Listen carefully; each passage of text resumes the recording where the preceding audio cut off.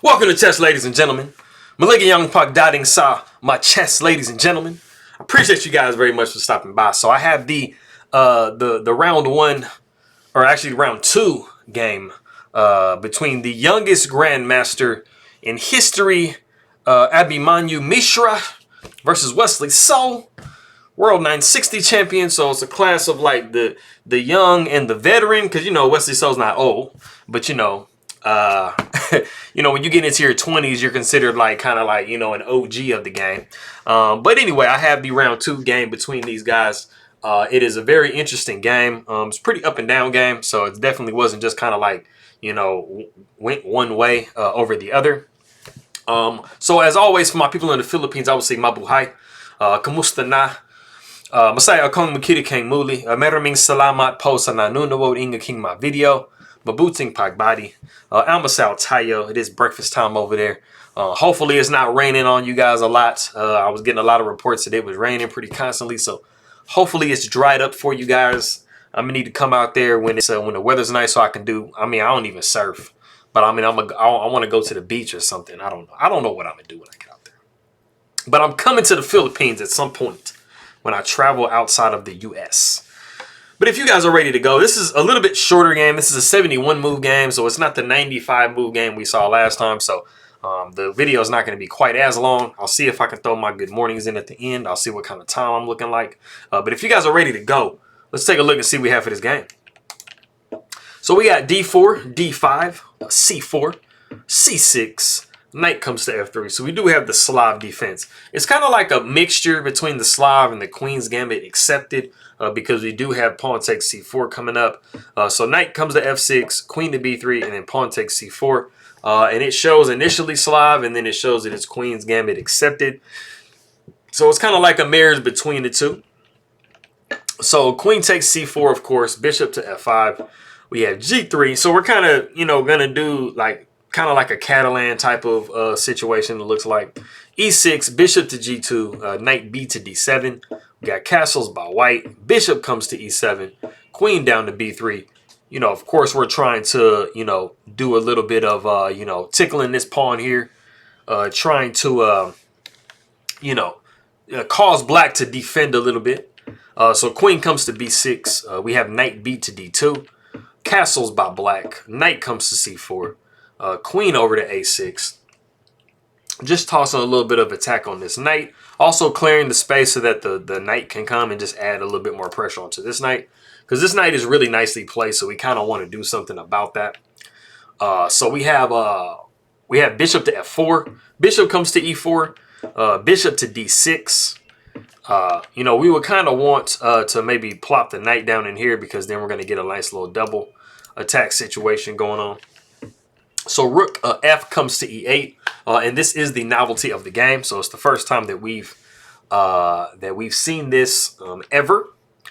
So the bishop takes on E7, rook takes on E7. We see rook F to C1, and we see rook to D8. And as you guys can see, like white and black have both done, you know, legitimate stuff as far as putting their rooks on the half open files.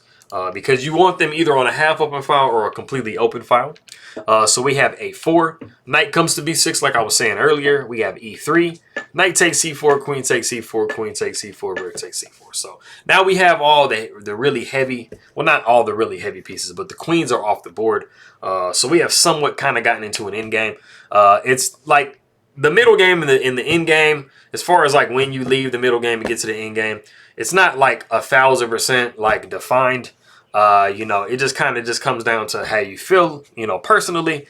But a lot of people like to hold to when the queens come off the board, you've reached an end game. So bishop comes to D5, knocking the rook. We do have the rook C coming back to C1.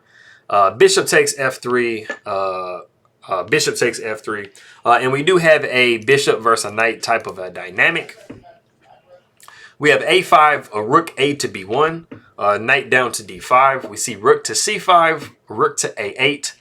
Bishop takes D5, pawn takes D5. So as you can see, we've just given up the bishop versus the knight situation, and we just have a pure rook and pawns endgame, which can have a lot of life, or it can be, you know, pretty drawish.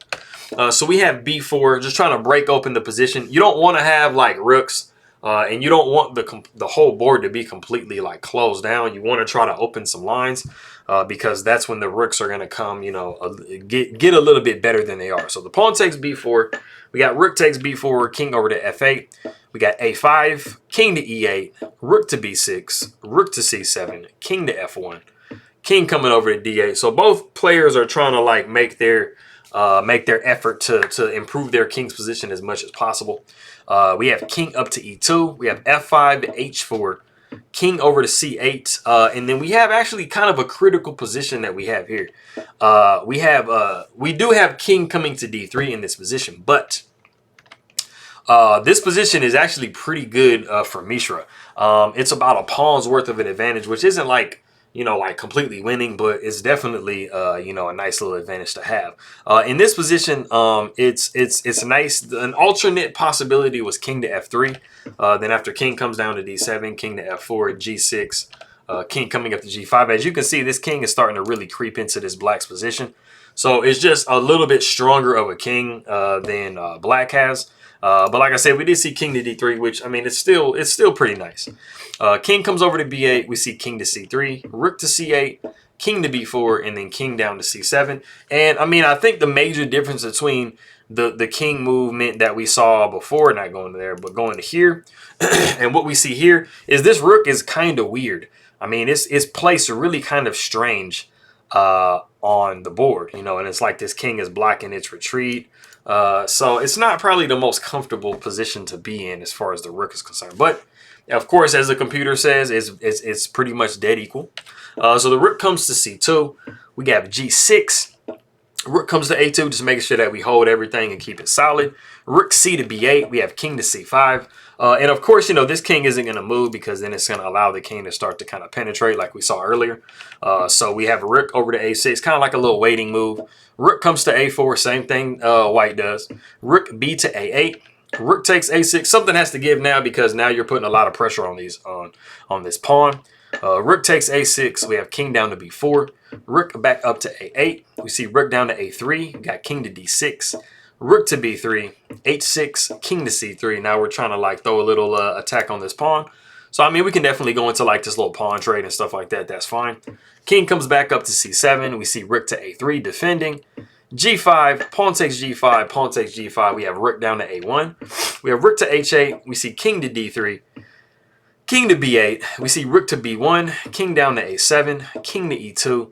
Rook to h7. And then this is where we come to the point of the game where there's a slight inaccuracy by Mishra, and it starts to turn the tide and give Wesley So a little bit of a nice advantage. So g4, and the thing about g4 is it really just kind of gives away a pawn. It might kind of seem like it's breaking the position open, but the king doesn't really have a good way to like really penetrate anywhere.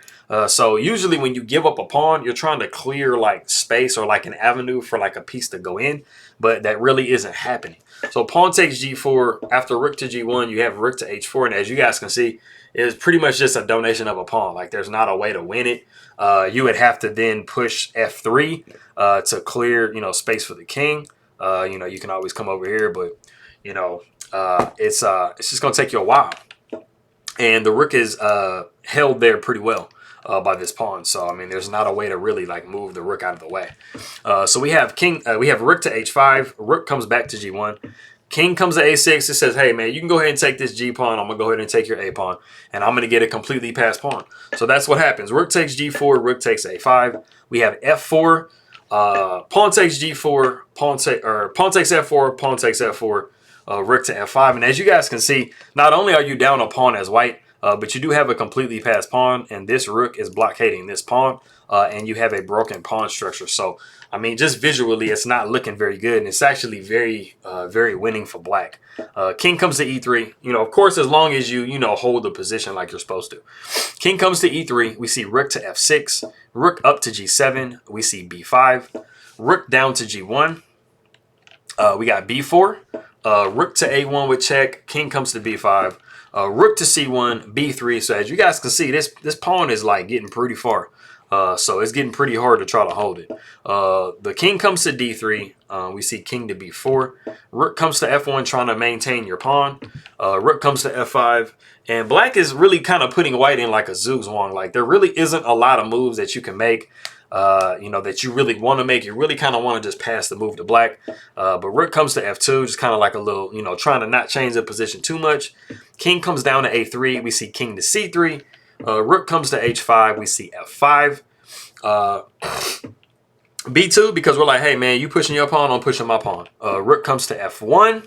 And we have actually reached a point in the game that if you do want to guess what it's not the best move by far, but it has a really nice tactical idea behind it, and it's kind of something that I think that some of you guys might have seen in a tactics puzzle or something. If you want to go ahead and guess and see what Wesley so plays in this position, go ahead and do so. All right, cool. So I've seen this type of a position like countless times in a tactics puzzle, and it's basically just the tactic is deflection. What you're trying to do is you're trying to move this rook away from this this rank so that your pawn can just simply promote. And so the move is rook takes f5. Like I said, it's not the best possible move in the position. There was like 2 other moves that you could play that were like much stronger. But I mean, this is just like, this works too. You get in a position sometimes where literally everything you do just works. And so this is also something else. So this is something you guys can remember for the future. If you guys are trying to promote a pawn, you can definitely just kind of sacrifice your rook by taking a pawn and trying to deflect the rook away to see if you can just, promote. Because of course, if the rook just goes ahead and takes, I mean, we're going to be looking at queening here. And this is just like all she wrote, purely. But after rook takes f5, we do see rook down to b1. We have rook to f3 with check, king to c2, rook to f2 with check, king to c3, king to a2. Now this is really bad because you're attacking the rook, but you're also, you're going to be forcing this pawn in. So the rook comes to e1, and you see b1 equals rook, and it doesn't matter what you promote to. It's an extra piece, but I mean you're going to promote to a rook or a queen. But at the end of the day, I mean, the rook has to give itself up. So it is actually after b1 equals rook that Mishra does resign the game. And the continuation basically is like the rook is going to take on b1. The king is going to take. You might make an effort to try to get some pawns with king to b4, but then rook to c2 just basically says, I'm cutting you off and you're never going to cross this barrier. It's also, just kind of like, you can always do this too. I mean, just hook your rook up here, and then, I mean, this pawn is going to fall. So there's just nothing that you can possibly do in this position. So it was kind of like little things that happen, over the last like 20, 30 moves that, that's all it really takes. It doesn't take like no major, fire, flash that goes on or whatever in the game. It's usually like one inaccuracy, and then it kind of just like another one, and then, you end up being in a completely lost position. So, like I said, that is the end of the game here. This is, Mishra, being the brand new grandmaster, he's definitely playing in a field of like super GMs and, the best players in the world. So he's getting a real true test, not only with that, but then also with like women's world champions and blitz champions and all that stuff. So, he's getting a real testing right now, on his brand new grandmasterness. So like I said, I appreciate you guys very much. I haven't gone super long, so I'm gonna go ahead and try to do the good mornings. It's been, I think, about a week or 2 since I've done these good mornings, so I'm gonna see how I'm looking, if I'm still pretty sharp. So, maanyong buntag, mayad na agahan, nainbeg na bigat, masantos ya kabuson, marhe na aga, buenos dias, maanyong aga, mapia na uma, kapian kapu no dios, mayap a abak, mayad na aga, mapia agay, mapia kapapita, my big abukla, maraja na buntag, Marja na buntag, Maria Mainat, Maupe na aga, Kasanyangan si LOB, Salam, Assalamu alaikum, merci. Appreciate everybody very much. All of my people that are coming from the Philippines. I will say, when I see you later, so Makita Tayo Mamaya. I'll see you guys later. And maraming salamat aking makaibigan. And I'll see you guys next time. All right.